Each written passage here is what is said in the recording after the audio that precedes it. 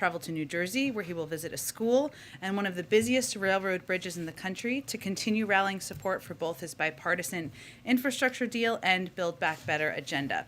Back in Washington, President Biden will meet with his All Holiness Ecumenical Patriarch Bartholomew and welcome the official delegation of the Orthodox Christian Church of the United States. I was about to lose my Greek American card there for a second, but I think I sailed through.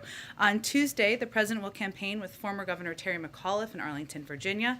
On Thursday, the president and First Lady will travel to Rome, Italy. On Friday, the president will visit the Vatican City and have an audience with His Holiness Pope Francis. They will discuss working together on efforts grounded in respect for fundamental human dignity, including ending the COVID-19 pandemic, tackling the climate crisis, and caring for the poor. On Saturday and Sunday, the president will participate in the G20 Leaders Summit. We will have more on individual bilateral engagements in the run-up to the summit. And from Rome, the president will travel to Glasgow, United Kingdom, from November 1st through the 2nd to participate in the World Leaders Summit at the start of COP26, the 26th conference of the parties to the UN Framework Convention on Climate Change. I will note a programming note for all of you. We will have Jake Sullivan in here next week. We're working on finalizing the details to preview the trip in advance of the president's departure. But Zeke, why don't you kick us off? Thanks, Jen. Oh, sorry, can I note one more thing? I apologize. Today, the Vice President visited the Northeast Bronx YMCA in New York with HHS Secretary Javier Becerra, Governor Kathy Hochul, and Congressman Jamal Bowman. The Vice President will hear about the YMCA facilities' impact on the community and deliver remarks about how the bipartisan infrastructure deal and the Build Back Better agenda will benefit working families. She'll also highlight the importance of extending the child tax credit, which is one of the largest ever single tax cuts for families with children. Okay, Zeke, go ahead. Thanks. What's the status of the negotiations over the president's social spending bill? House Speaker Nancy Pelosi suggested a deal could be done today. Does the president expect that? And who's he speaking with right now? Well, he will continue to have calls throughout the course of the day and the weekend, as he has over the last several days. We will provide you details on those as we can. We have a goal, as Speaker Pelosi conveyed. We have milestones, and we're working on finalizing an agreement. That's the status. Our focus is on making significant progress on that. We've seen that happen over the last several days. We're encouraged by the shared commitment to get this done and deliver for the American people. But I don't have any new deadlines or timelines from here, nor have we set them from here over the last several days or weeks. As that package that the president proposed initially at roughly $3.5 trillion, I think now looks to be being cut roughly in half. We've heard the president say he wants to come back at things later, things like community college, some of the other extending the life of some of these programs that have been shortened. Progressives have been saying that now's the moment to go big. There might not be another moment. Why does the president think, given how difficult things have been up to this point, that he'll have another bite at the apple to sort of make these programs more enduring, or to include even things that couldn't make it into this package somewhere down the line? Well, let me say first, Zeke, that this package is on track to be to represent or to direct the most fundamental shift in supporting hardworking families over wealthy in modern American history. And the president's belief, as you heard him say last night, is that compromise is not a dirty word and that we will get nothing if we do not have 50 votes. The alternative is not a larger package. The alternative is nothing. So his objective is to continue to press forward, to bring the parties together to get a historic package done. And I will note that there's a lot of history for this, and he talked about this a little bit last night, but there's history in putting in place a framework that puts in place positive fundamental change. Look at Social Security. Look at the Affordable Care Act. These are all historic programs that have then been built on domestically. And whatever the top line number is, which we're still obviously working through and negotiating, this is on track to change millions of middle-class families who have been falling behind. Let me give you just a couple of examples. And he talked about this last night, but where the package stands as of now. The largest investment in childcare and early education, childhood education in history, with the first national universal preschool program ever in history. The largest investment in climate and clean energy in history, around 6 times the size of the climate and clean energy investment in the Recovery Act, the second largest climate bill in history. The first national paid family and medical leave program ever, the largest expansion in health care coverage since the Affordable Care Act, leading 7 million people to gain new coverage, perpetuating the largest one-year drop in child poverty in history by extending the child tax credit, and a new investment in housing that is greater than the entire current annual budget of the Department of housing and urban development. That is what we were talking about here, even as we were talking about a package that's being negotiated that is smaller than what he originally proposed. But why does he think that a future Congress or sometime later in the administration he'll have more luck going beyond where he's at right now and getting more spending for some of those programs at the levels that he initially wanted that he's had to tear back? Well, two reasons, Zeke. One is what I referenced related to the Social Security program in history, or the Affordable Care Act, where these are programs that put in place the fundamental mechanisms in society to deliver on change and relief to people for decades to come. And what we're talking about here is instituting some programs that have never existed before. Universal pre-K. We're talking about paid family and medical leave. We're building on, as an example, the Affordable Care Act by continuing to expand healthcare coverage, which is another example of building. So the president's belief is these changes are long overdue. These changes are changes the American people have been asking for, have been demanding, want to see government act on to make their lives better, and that these packages will be the basis for building on in the future, during his administration as well. Go ahead. Thanks, Jen. The president was pretty clear last night that Senator Sinema does not support raising taxes on big corporations or the corporate tax hike. The White House says that you guys are looking for other ways to pay for this package. What exactly are those proposals, and can this package be paid for without a corporate tax increase? Yes, absolutely, but there are different corporate tax increases in here, so let me go through what a couple of the tax pieces are that are under consideration. I would note that as it relates to the president's comments last night, he was answering a question. These town halls are conversations. That's what's so endearing and engaging about them, but he was referring to the challenge of having the votes to move forward on raising the corporate rate, not the ability to raise revenue through a range of other tax fairness proposals. So let me give you a sense of a couple of those. So some of the biggest corporations in America pay literally nothing in income taxes, as we know, as we've talked about in the past, a lot in here. 55 of the biggest companies, they pay lower rates than wage-earning families. We can stop that by imposing a 15% minimum tax, a minimum corporate tax, to make sure large corporations pay their fair share. We also believe, the president believes, a number of other members of Congress believe, that we need to stop rewarding companies that offshore profits and American jobs. We'll do that by creating a global minimum tax, something the United States has been the global leader in, bringing together countries around the world, and that will help to make the United States more competitive and end the race to the bottom. We can also close loopholes for high-income Americans, including a loophole that allows some taxpayers, like hedge fund managers, to escape a Medicare tax imposed on all high-end income, on all high income. That's another proposal that's out there still. And we can crack down on wealthy tax cheats who are taking advantage of every honest taxpayer and invest in enforcement to stop 1% from evading $160 billion in taxes per year, something that Treasury secretaries, Republican and Democrats, have expressed support for and feel this is a strong part of the proposal. So I list all of those because those are all ideas out there, all ideas that would move us forward toward a greater system of tax fairness and also can help pay for the full package. One more follow-up on the child tax credit. Speaker Pelosi told me yesterday that the president was looking at a one-year extension. According to the Census Bureau, 47% of families use that money to buy food. Will those children be left behind if there's only a one-year extension on the child tax credit? Well, to be clear, the president proposed a longer extension. What the president is, though, looking to do is to extend the child tax credit, something that he proposed himself earlier this year, and again proposed extending it because he thinks it does have such an important and dramatic impact on people across the country. Many economists have credited it with cutting the childhood poverty rate in half. He absolutely thinks it should be a part of what American families can benefit from. But it's smaller because compromise is not a dirty word, and it is something that we still believe is a positive step forward to extend. Go ahead. What drove the shift in the president's posture this week in terms of, he laid out a lot of details to rank and file members on Tuesday, he laid out a lot of details to the entire world last night, something you guys haven't been wanting to talk about over the course of the last several months. Why now? Why has he moved in this direction? The charm of Anderson Cooper, I guess. I'm just kidding. Look, I think, Phil, that we are at this point in the conversation and in the debate where we are getting into the nitty-gritty details, and the president is deeply engaged in those discussions. I think what you saw last night, what the American people saw last night, is that the president has rolled up his sleeves and he is deep in the details of spreadsheets and numbers and what the potential impact can be to help the American people. And he was candid, and he was candid about where the negotiations negotiations stood, and also wanted the American people to understand, as I just outlined earlier, that progress here is a historic package that will put in place systems and programs that have never existed in our society before. So I think what you're seeing is that we're getting closer. We're into the nitty-gritty details. There is agreement about some fundamental investments in our society, and he loves having conversations with the American people about what he's fighting for.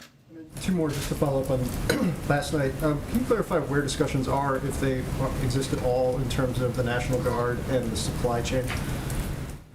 Oh, can I clarify where things stand? My understanding is it had been talked about, but it wasn't something you guys were moving toward. The president seemed to say differently last night. Sure. Well, any president has the ability to use the National Guard from the federal level. Requesting the use of the National Guard at the state level, which is often how it's done, is under the purview of governors. And we're not actively asking them to do that, and we're not actively pursuing the use of the National Guard on a federal level. But it is something that any president would have the capacity to do, the authority to do, but it is not something under active consideration. And then one more. The president was asked if the U.S. would come to Taiwan's defensive attack by China, and he said, yes, we have a commitment to do that. Is there a shift in U.S. policy as it relates to Taiwan and a defense agreement? Well, there has been no shift. The president was not announcing any change in our policy, nor has he made a decision to change our policy. There is no change in our policy. Our defense relationship with Taiwan is guided by the Taiwan Relations Act. Some of the principles of the Taiwan Relations Act that the United States will continue to abide by, of course, is assisting Taiwan in maintaining a sufficient self-defense capability. Another principle is that the United States would regard any effort to determine the future of Taiwan by other than peaceful means a threat to the peace and security of the Western Pacific and of grave concern to the United States. I would also note that Secretary Austin also spoke to this earlier today, and he said, as the Secretary of Defense, of course, nobody wants to see cross-strait issues come to blows. Certainly not President Biden, and there's no reason that it should. And that is certainly emblematic of our approach as well. Go ahead, Jeff. Just piggybacking on that question about Taiwan, the U.S. policy is one of strategic ambiguity on this. He seemed pretty unambiguous with what he said last night. Was that intentional? What I can convey to you is that our policy has not changed. He was not intending to convey a change in policy, nor has he made a decision to change our policy. Okay. Moving back to the legislation, is the president confident, or is he hoping for a vote on this before he heads to Europe next week? Well, his preference would certainly be to get something done in the coming days. And obviously he will work closely with Speaker Pelosi and Leader Schumer to do exactly that. But I don't have any new deadlines or timelines to set for you today. Beyond citing the rhodium report, if he arrives in Glasgow without this in hand, what is his message to world leaders on that world stage? His message is that he is a president who will bring the climate crisis back to the top of the priority list for the United States. And he has already taken steps to do exactly that, not just by rejoining the Paris Climate Agreement, but by taking steps working with the leaders of the auto industry to move towards electric vehicles and electric vehicle future to reduce greenhouse gas emissions here in the United States, and that he has proposed the largest investment in addressing the climate crisis in American history. And that is something we are on track to deliver on, even with a smaller package. Just lastly, does the president or the White House have a reaction to the Alec Baldwin shooting incident in New Mexico?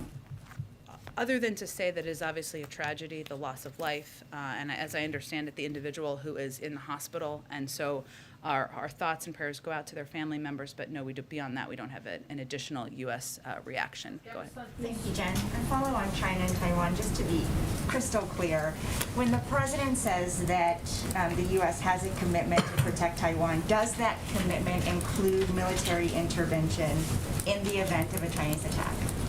Again, as I said earlier, he wasn't announcing a change in policy, nor have we changed our policy, which I think is the most important point here. And we are guided by the Taiwan Relations Act, and I just outlined what some of those principles are, which is ensuring that we continue to assist Taiwan in maintaining a sufficient self-defense capability, and that is something we remain committed to doing. So So can you just remind us that policy is no, there would not be military intervention, right? Our policy is to be guided by the Taiwan Relations Act, which is the specifics of that are that we are going to continue assisting Taiwan in maintaining a sufficient self-defense capability. Another principle is that we regard any effort to determine the future of Taiwan by other than peaceful means as a threat to the peace and security of the Western Pacific.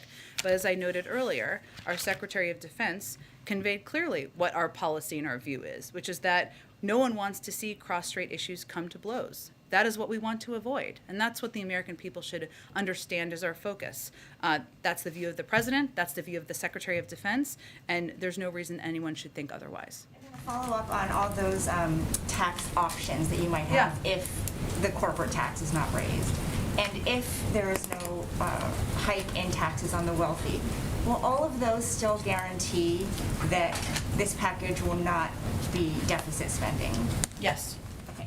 And none of that has been concluded. I think I gave all those additional components of tax options that are out there that, and Senator Sinema can obviously speak for herself, as I always convey from here, but she has been supportive of a number of these options, as have others, and those are all options that can help ensure we're moving toward a more fair tax system, but also pay for these investments. Thanks. And just one more on the filibuster. What are some ways that the filibuster can be fundamentally altered without ending it altogether? Look, I think the president will have more to say about this in the coming weeks. But I think what you heard him say last night is that we're at an inflection point in a range of issues, including, and this is often why it comes up, voting rights. And he talked about this a little bit yesterday when he was at the 10th anniversary of the MLK Memorial. We know the right to vote and the rule of law are under unrelenting assault from Republican governors, attorneys general, secretaries of state, state legislators, and legislators. And time again, when offered the choice, 3 times over the last several months, when a hand has been extended by Democrats to work together to protect the fundamental right, Republicans have not only recoiled, they have blocked the ability to make any semblance of progress. So what the president's referring to is the fact that that is unacceptable. The protection of the fundamental right to vote is something that has been bipartisan in the past. He spoke back in March about his concerns or how he would view it if the Republicans continue to be obstructionist around it, and we've seen that time and time again. So he will discuss what that looks like, because not getting voting rights done is not an option. Does that frustration explain his evolution of thinking on the filibuster? In July, he said eliminating it would throw Congress into chaos and nothing would get done. Well, I would also note that back in March, he noted that if there was obstruction, that it was something that we would have to take a look at. So, look, I think many of you have covered the president for some time, and you know that his view is that we should pursue ways to work in a bipartisan manner, that we should pursue paths forward that can get things done for the American people. When he helped lead the effort to authorize the voting rights bill back when he was a senator, that was done in a bipartisan way. And he is frustrated, he is disappointed, he is sad that this is not something that Republicans seem willing to engage on, to work on. And I think what you saw reflected last night is his view that in light of the tax on our democracy, what we've seen across the country in states and by state legislators, that it is time to have a conversation about what this looks like moving forward. Go ahead. Thank you, Jen. The leader of a union representing FedEx, UPS, and DHL is saying that supply chain problems are going to get worse with labor shortages right before the holidays unless the president postpones the requirement to get vaccinated by December 8th. So what is more important to this president, the vaccine mandates or fixing the supply chain as fast as possible? Well, first I would say that that is not actually what we've seen at companies that have implemented these vaccine requirements that are not even part of federal law yet. Let me just finish. I'm going to let you talk. Don't worry about it. I'm going to let you talk, okay? So American and Southwest CEOs have made clear their workers will not be there won't be a labor shortage. We've seen United Airlines implement this. And as we've also said, as we work to implement these federal employee requirements, the first step is not firings. It's actually education and counseling. So we don't actually anticipate these disruptions. What we've seen for companies who have implemented these requirements is an increase from 20 to 90%. Last thing, and then I'll let you ask your follow-up, is that The other piece of this is that COVID is an enormous labor disruptor, not only because it's the number one cause of death in some industries and some professions, including police forces across the country, but because people are out sick, people are worried about coming to work. This is one of the reasons that a lot of these companies have implemented these requirements. Just so that I understand the position then, this union leader says that the looming December 8th mandate for having fully vaccinated workforces creates a significant supply chain problem. You say no, it does not. Is that right? What I would point to, Peter, is the evidence we've seen from companies, large companies, private sector companies that have implemented these requirements across the board. Okay, following up on something else the president said last night. Why did President Biden say he has been to the border? Well, Peter, as you may have seen, there's been reporting that he did drive through the border when he was on the campaign trail in 2008, and he is certainly familiar with the fact, and it stuck with him, with the fact that in El Paso, the border goes right through the center of town. But what the most important thing everyone should know and understand is that the president has worked on these issues throughout his entire career and is well-versed in every aspect of our immigration system, including the border. That includes when he was vice president, and he went to Mexico and Central America 10 times to address border issues and talk about what we can do to reduce the number of migrants who are coming to the border. He worked in a bipartisan manner with senators like Ted Kennedy, Harry Reid, John McCain, and others to push for comprehensive immigration reform. He does not need a visit to the border to know what a mess was left by the last administration. That's his view. Does that count as a visit? He said, I've been there before. You're saying he drove by for a few minutes. Does that count? What is the root cause? Where are people coming from who are coming to the border, Peter? The president said that I'm asking you a question because I think people should understand the context. No, you're where do answering people a question where with do a people question. I'm asking you if that Okay, counts. I'll answer it for you. People come from Central America and Mexico to go to the border. The president has been to those countries 10 times to talk about border issues. There is a focus right now on a photo op. The president does not believe a photo op is the same as solutions. But he said, That may be a difference he has with but Republicans. that's not what he said either. He said, I guess I should go down. So does he think that he needs a photo op? Is that what he's saying? Is that He what you're doesn't. saying? And that's a fundamental disagreement he has. I would say the former president went to the border at least once, maybe more. You may know the numbers. Has anything How did that immigration policy result, Peter? That immigration policy resulted in separating kids from their parents, building a border wall that's feckless and that costs billions of dollars for taxpayers. The president fundamentally disagrees on how we need to approach the immigration issue. Anything changed at the border between 2008 when he drove by and 2021? Aside from the fact that migrants are still coming to the border through the course of Democratic and Republican presidents, and the need to reform the immigration system is even farther long overdue, no. But we need to work with Democrats and Republicans to get that done. I think we're going to have to keep chugging along here. Go ahead. Let me ask you if I can about gas prices. The president was asked about that. A lot of Americans have been concerned about the cost to go to the pump these days. He said, I don't see anything that's going to happen in the meantime that's going to significantly reduce gas prices. He said, I don't have a near-term answer. For Americans who are looking for an answer, what is the answer? Well, what is true, and I think the president, as I said earlier, was quite candid last night, as the American people should expect from him, and from any president. And there are limitations to what any president can do as it relates to gas prices. Here's what we have been doing. As we've said for some time, we are engaging broadly with OPEC on our concerns at a range of levels. And that is something we will continue to do. As you know, Jake Sullivan, our national security advisor, recently met with leaders in Saudi Arabia and certainly raised this issue.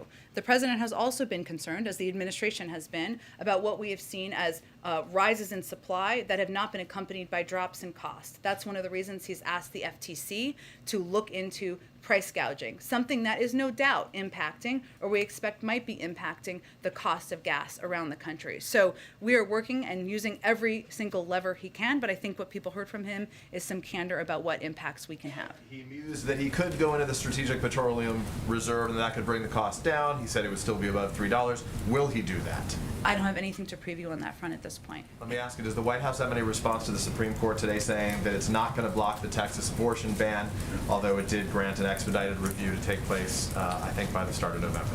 Well, I would naturally defer any particular questions about the Supreme Court decision in litigation to the Department of Justice. But what I can reiterate is that the President has been clear in his position that SB 8 is blatantly unconstitutional, not only violates the right to safe and legal abortion established under Roe v. Wade, but it creates a scheme to allow private citizens to interfere with that right and to evade judicial review. That is why he's directed a whole of government response to it and why he will continue to stand side by side with women across the country to protect their rights. But in terms of any litigation steps, I'd point to the Department of Justice. But contingencies, if the Supreme Court is to uphold that present ban, what contingencies, what process takes place behind closed doors here at the White House to help look out for the women in that state? Again, as you know, the Gender Policy Council and leaders there are leading the effort to work and see what levers in government we can use to continue to protect women's fundamental rights. We will see if there's an update on that to provide to all of you. Go ahead, Serena. Afghanistan, Thank please. you. I'll come to you next. Thank you. The attack on a military outpost in southern Syria this week did not result in any American casualties, but the U.S. military considers it to be a serious but failed attempt to take American lives. Do you know who's responsible, and what is the administration doing to prevent another attack or hold the perpetrators accountable? I don't have any updates for you on the responsibility, and of course, what happened is something that is great concern to us. I have nothing to preview in terms of what additional steps would be. Some governments, including U.S. partners in the region, have moved toward normalizing relations with the Assad regime. Has the administration directly urged its counterparts against doing so? Nothing has changed about the U.S. position as it relates to the Assad regime. In terms of private diplomatic conversations, I'd point you to the State Department. Lastly, because there was a broader review of sanctions policy by the Treasury Department that was released this week. It stated sanctions are most effective on a multilateral basis. So if other countries, including U.S. partners, are resuming diplomatic and commercial ties with Syria, does it not undermine U.S. sanctions, and what does the administration plan to do about it? Say that last part one more Does it time. not undermine U.S. sanctions if other partners are resuming diplomatic and commercial ties with the Assad regime? Is there anything the administration plans to do about that? I don't have anything to preview for you at this point in time. I, again, would point you to the State Department. Our view of the Assad regime has not changed. I would note on the attack, which you asked me about, let me give you all a little bit more context on that. U.S. Central Command confirmed last night and put out a statement, or maybe it was earlier, sorry, that the Al-Tanf garrison area was subjected to a deliberate and coordinated attack. Initial reports indicate both unmanned aerial systems and rockets were used in the attack. All U.S. personnel have been accounted for. We're not aware of any injuries to U.S. personnel at this time. Of course, we always reserve the right to respond. As I noted, we have nothing to preview on that front, and we're still investigating. Go ahead. Regarding kids and vaccines, a new poll is talking about 2/3 of parents with kids between 5 and 11, they're having a wait-and-see attitude, or they're resisting it altogether. And so what is the White House doing to combat that vaccine hesitancy amongst parents? Well, first, I would note that we have experienced this before, because if you look back to December, only about 30% or just over that of people who are eligible for vaccines said they would want to take a vaccine. And now we're at nearly 80% of eligible adults or people who are of the eligible age who have now received their first dose. We have launched, and we announced the launch last week, or our intention to launch, a major campaign to communicate with parents, to communicate with families about the safety and the efficacy of these vaccines should they get approval. We will also be prepared to have the doses needed to ensure that parents can get vaccines to their kids. But what we're really focusing on is working with pediatricians. We know that the pediatricians are one of the most trusted sources of information for any parent. I can confirm that myself. And so we're really encouraging parents to talk to their pediatricians, of course, to wait for approval before they proceed, but to have those conversations, and that will be what our strategy is guided around. Sure, go ahead. Thank you, Jen. Two questions. One is about the Moscow conference. The United States was not able to participate. What was the reason? Number two, NATO conference, any result? And number three, so many Afghan people, especially women, they are under torture of the Taliban, and they have high expectation from the United States. I don't know, you guys still committed to help Afghan people, or United States totally forget Afghan people? Absolutely not. On the last piece, we remain absolutely committed to helping the Afghan people. We remain the largest provider of humanitarian assistance of any country in the world, and we're committed to ensuring there is the ability for people who want to leave to depart, ensuring there are flights that can depart to do that, or people can cross over land, and continue to work with reliable international organizations like the World Food Program to provide that assistance. In terms of the NATO conference, I know our Secretary of Defense spoke to that. I'd point you to his comments and his press conference on the ground. And on your first question, I know my colleague at the State Department, Ned Price, said that the United States supported the talks. We were unable to attend for logistical reasons. We believe the Troika Plus, which is what this forum or format is, has been an effective and constructive forum. We look forward to engaging that forum going forward, but we weren't in a position to be a part of it this week, but we will in the future. Go ahead.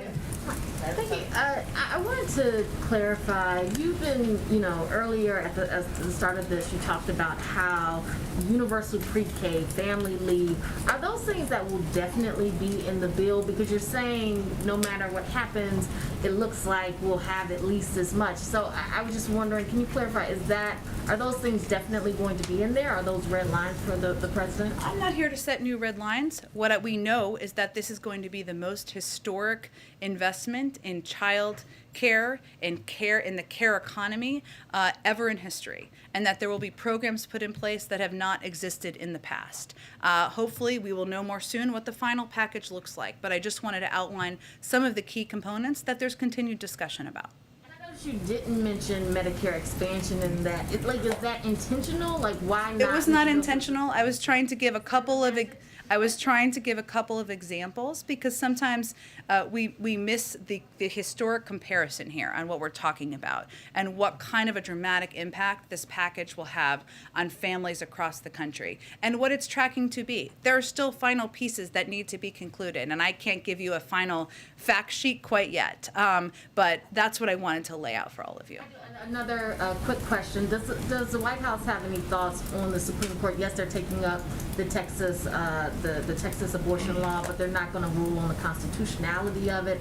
Does the White House have any thoughts on that? I would, beyond what I said to Peter, I don't have anything additional from here. I'd point you to the Department of Justice. Go ahead. Thank you, Jen. Just to follow up on the Medicare expansion, do you have any updates? President Biden addressed some of these discussions last night, and whether this will be an actual expansion or vouchers for things such as dental work. Is there any update in those discussions? Not yet. He talked a little bit, for those of you who didn't watch the town hall last night, from 8 to 9:30. He talked a little bit about how he wants to, his objective of working to bring down the cost. So I think you're referring, just to translate for everybody to bring them up, he talked a little bit about the possibility of vouchers for dental, something that's in discussion, but there's no new information I can provide to all of you. He also talked about the hearing aids and bringing down the cost of hearing aids and bringing that cost down and addressing it for seniors is a huge priority to him. He also mentioned last night how when you look at seniors and what they're struggling with, including dementia, that hearing and the ability to hear is an important priority. Still in discussion, clearly a priority to a number of key leaders in the Senate, but there's not a final conclusion before I came out here today. Along those lines, Nancy Pelosi, who I believe had breakfast here this morning. She did. She was here. I'm not sure what they ate, but they met, so yes. She indicated that a climate deal was close and suggested it could be done. Has the White House and congressional Democrats identified any substitute for the Clean Energy Performance Program that looks to be removed at Joe Manchin's request? And if so, what is it? Well, the president talked a little bit last night about the fact that, and I would say it's still on track to be, because there are so many climate components in these two packages that the president has proposed, including climate tax credits and tax cuts, which have been a part of his proposal, has broad support in the Senate. There are also key components, since you gave me the opportunity, that have been in the infrastructure plan that often we don't talk enough about, including moving toward electric vehicles, 500,000 charging stations across the country, which would be a huge impact, have a big impact in moving toward an industry that would reduce greenhouse gas emissions. Replacing lead pipes and water. I think many of you may have seen today that the state of Michigan issued a state of emergency because of lead in pipes. This is an area and a place that has a climate impact, that has a humane impact. These are all components that are under discussion, and obviously the infrastructure pieces have passed, but continue to be a part of what the president's proposed. But addressing the climate, making this the largest climate bill in history, we'll continue to be on track toward that. Just lastly, the president last night said he would entertain the notion of doing away with the filibuster to pass voting rights, and then he added, and maybe more. What's the maybe more? Stay tuned. It's to have a discussion. I expect you'll hear more from the president about it in the coming weeks. Go ahead. Matt took my climate question, but That's okay. You can ask it in a different way. Okay. On immigration, though, the president said yesterday that the administration's stance is that it is opposed to MPP, the Remain in Mexico policy, but there's a court order, and you're implementing that court order right now. But even with that court order addressed a previous memo the administration issued to terminate MPP. It's been months since this court order, and there's still no new memo out. And why is that? Secretary Mayorkas has indicated he plans to issue a new memo, and that we do oppose the MPP program, as the president said last night. I would point you to the Department of Homeland Security on an update on the status. Given that he is saying the administration is opposed and he's criticized us in the past, it seems like there's not a sense of urgency to get this memo out since it's been months. I wouldn't agree with that. I think we've been clear about our opposition to this, but again, there was a court order. So what we're working to do is move toward the release of a new memorandum, something that would come from the Department of Homeland Security, and while also abiding in good faith by a court order and following the law. I have a follow-up on Afghanistan, Sure. too. Just given that the embassy is currently closed right now in Kabul as well, if you're an Afghan and you still are hoping to find relief and come to the U.S., is there any way to actually get parole or refugee status without going to a third country? Well, we have a presence in Doha, one that engages with officials on the ground. We've also had recent meetings with leaders of the Taliban, as you all know, and has been reported publicly. And our State Department is leading this effort. So yes, absolutely there is. We have worked to help individuals who have stood by our side and fought by our side over the course of the last 2 months since we left. We ended our military presence there. We've put out, I know the State Department put out numbers on U.S. citizens and legal permanent residents who have departed from Kabul. We wouldn't be able to do that unless we had the diplomatic presence in Doha and were able to engage with and work with authorities on the ground. Go ahead. Thanks, Jen. Last night also the president said that paid leave was down to 4 weeks. When he said that, did he mean that it would be a permanent program and that it wouldn't be sunsetted any time over the next decade? And did he mean that it would be 4 weeks and scale up, or just 4 weeks flat? I think he was conveying that he had proposed 12 weeks. It was closer to 4. The specifics of the details and where that sits right now, I don't have an update for you on. Okay, so closer to 4, not necessarily 4. Again, Francesca, he was just speaking to where things stood last night.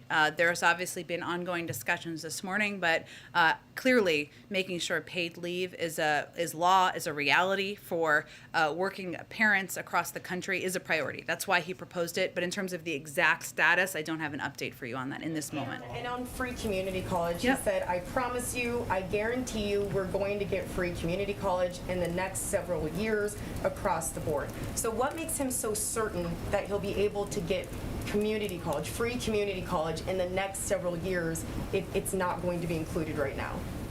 He's in the first 9 months of his presidency, and he knows and understands, as he said last night, that that making community college accessible, that ensuring we have a more educated workforce out in the country is in the interest of the private sector, in the interest of U.S. competitiveness, and certainly in the interest of the American people. There's still discussions about how to make community college more accessible, more affordable. These pieces are still being negotiated. I think what you heard from him, or what the American people heard from him last night, is not just his marital obligation, but is his commitment to getting this done because he thinks it's in the interest of the United States and our workforce here. Go ahead. Thank you, Jen. Thank you. I'd like to ask first about press access and then about coronavirus origins. We as a press corps are fairly unanimous in our opposition to the mysterious pre-screening process that's been going on for presidential events in the East Room. And so I'm hoping that you can demystify for us how White House staff are selecting which journalists get into these events. Is it first come, first serve, or something else? And also, how long will this pre-screening remain in place? Well, we are still in the middle of a pandemic, as you know. People are wearing masks in this room. As a reflection of that, we have certain requirements here as well among staff, and I think we don't have the size of numbers that we would all like to have in the East Room, and we hope that we make changes to that soon. The decisions made. Is that not important, that we're going to expand access and make sure more people can get into the East Wing? Everyone here, but how are the decisions made about who gets to go in? There's a limited number that we have based on how many people are attending as guests. I don't have any more information on that. Go ahead, Karen. I think we're going to move on. Go ahead. Thanks, Jen. Has the president spoken to Senators Manchin or Sinema today since the town hall last night? I don't have any updates on his call specifically, but we have been in regular touch with them, even through the course of the morning, from senior staff. You had said in answer to Phil's question that the president last night was focusing on the nitty-gritty details and that he was candid about where the negotiations stood. He was also much more candid in pointing out the roadblocks that Senators Manchin and Sinema have put up to some of the things he would like to do and what they're opposed to.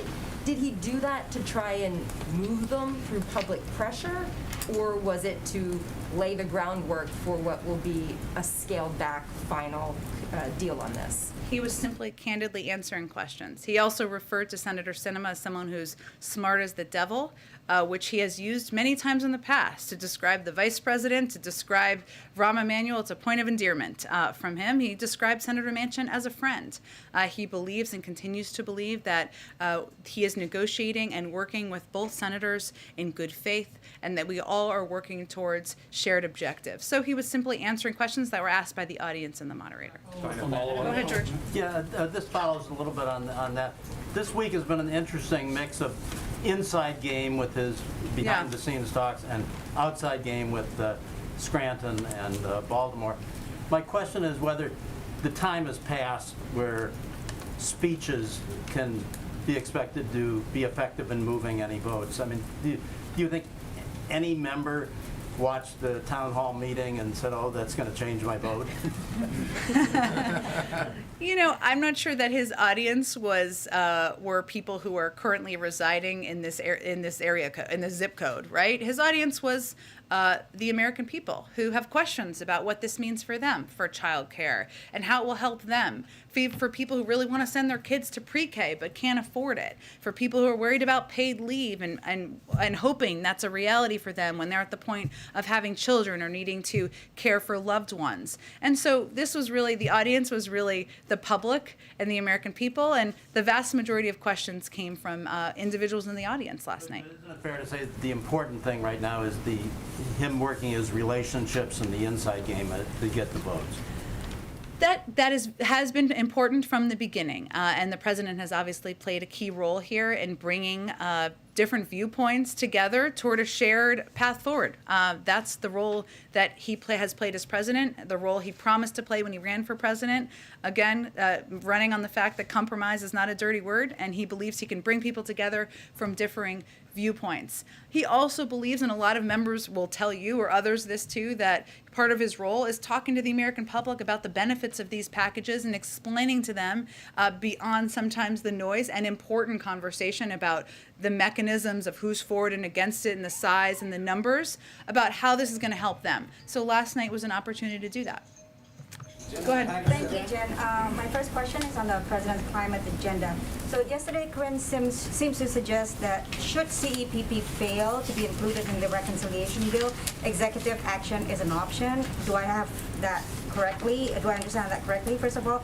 And then second, should his climate agenda fail in Congress, whether it's CEPP or other components, can we expect executive action, some sort of executive order before the president's trip to Europe so that he may have a stronger message on the global stage on climate?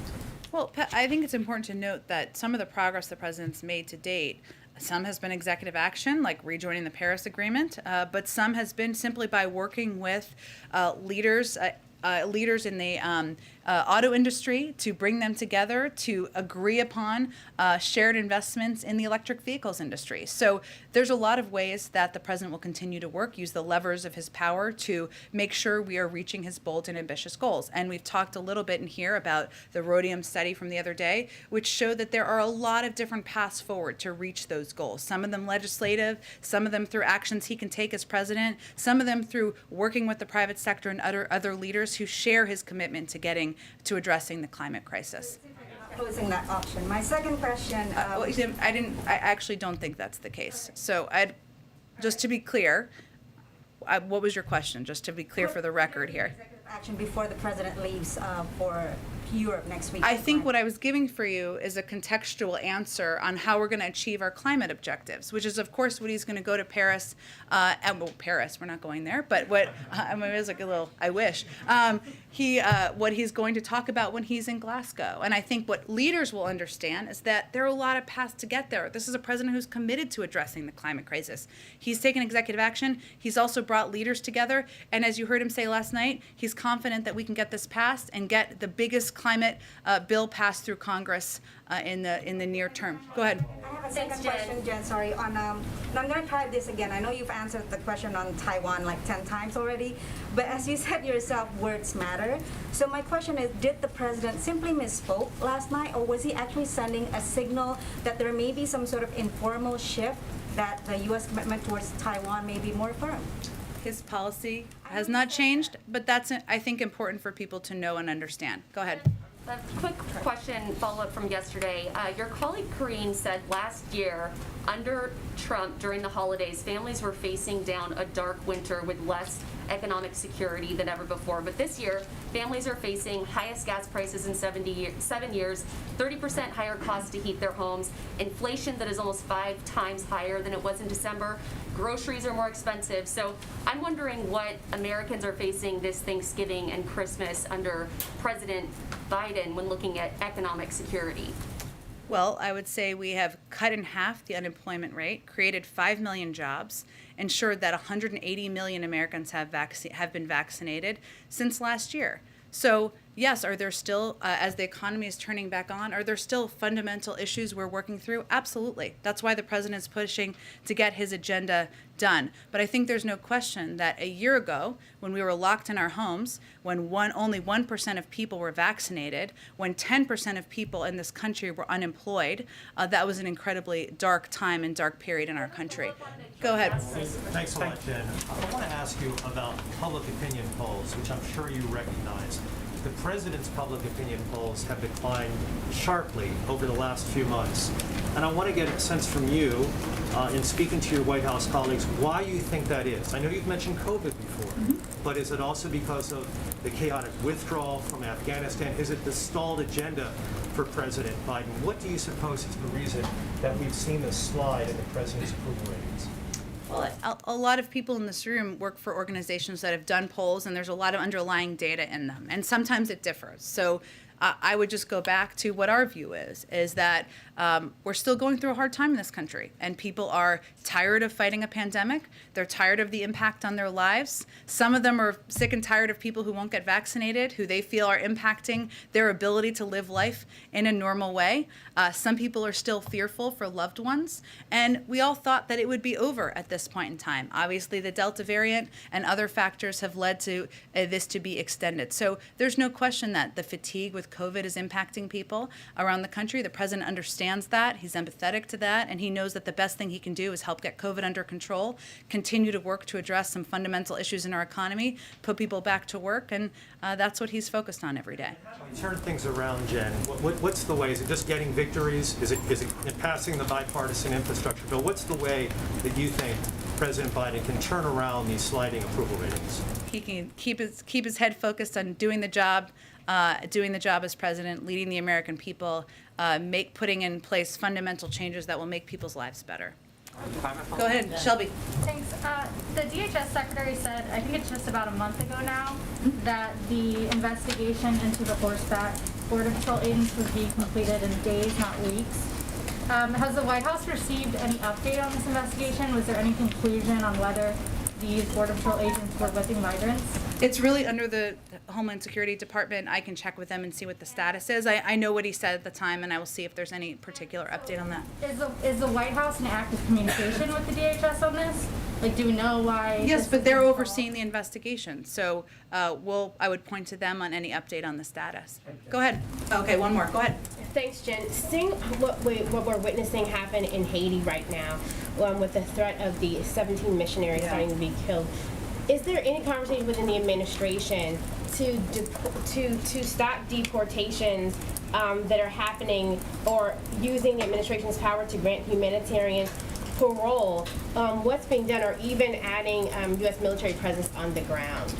So what I think it's important to note here is obviously we are working around the clock to bring these people home. They're U.S. citizens, and there has been targeting over the course of the last few years of U.S. citizens in Haiti and other countries too. It's not the only country, but since we're talking about Haiti, and for kidnapping for ransom. That is one of the reasons that the State Department issued the warning they did in August about the risk of kidnapping for ransom. So this is a little bit of a different category of individuals in the country and what they're being targeted for. That's why we issued that warning. At the same time, we are continuing to provide humanitarian assistance, to work with officials on the ground, to work through our embassy, to certainly address the underlying conditions as people in the country attempt to move forward or try to recover from a combination of the earthquake and the assassination of the leader. Thanks so much. Again, I think it's important to note that these individuals were U.S. citizens who were targeted. So we're working to bring them home. Obviously, the Department of Homeland Security and State does evaluate any conditions before they send people back to any country, as they've done here, and there has been no change. Thank you, everyone. Thank you, Jen. You too. Thank you.